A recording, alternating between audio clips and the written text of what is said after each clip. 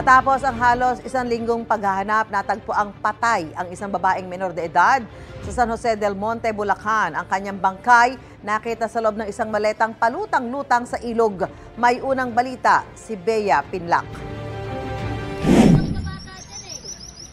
Nakitang palutang-lutang ang maletang ito sa ilog sa San Jose del Monte, Bulacan. Inirereklamo ng mga residente ang nakakasulasok na amoy mula roon. Nang puntahan ng pulisya kagabi ang Sapang Alat River, tumambad sa kanila ang bangkay ng isang babaeng menor de edad na halos isang linggo nang nawawala. Nakita po namin yung isang slightly open na maleta and visible po doon, makikita po na agad natin na mayroon pong bangkay sa loob. Ka-fetal position po siya. And intact naman po yung damit niya. Yun nga lang po, medyo bloated na at sa pagkakababad sa tubig.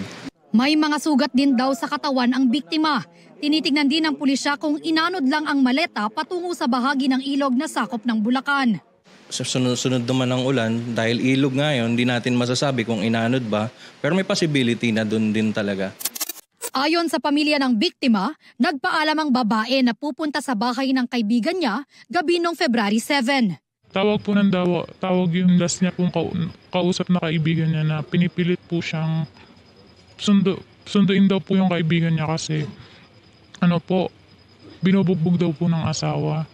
Rinig din daw ang tila pag-aalangan ng biktima na pumunta sa bahay ng kaibigan habang kausap ito sa telepono. Namumuro na ako dyan sa asawa mo. Saan daw pupunta? Nakuhanan din sa CCTV habang naglalakad ang biktima patungo sa bahay ng kaibigan niya nung gabing yon.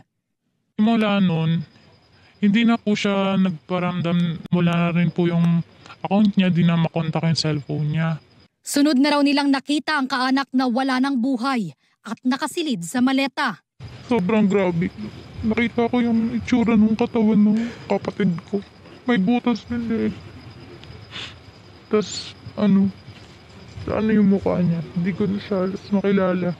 May mga person of interest nang tinitignan ng pulisya sa pagpatay sa biktima. Nakikipag-coordinate din po tayo sa Caloocan para sa mga details pa na pwede pang makatulong sa clues sa ating investigation. Ito ang unang balita.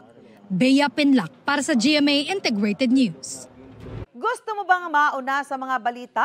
Mag-subscribe na sa GMA Integrated News sa YouTube at tumutok sa unang balita.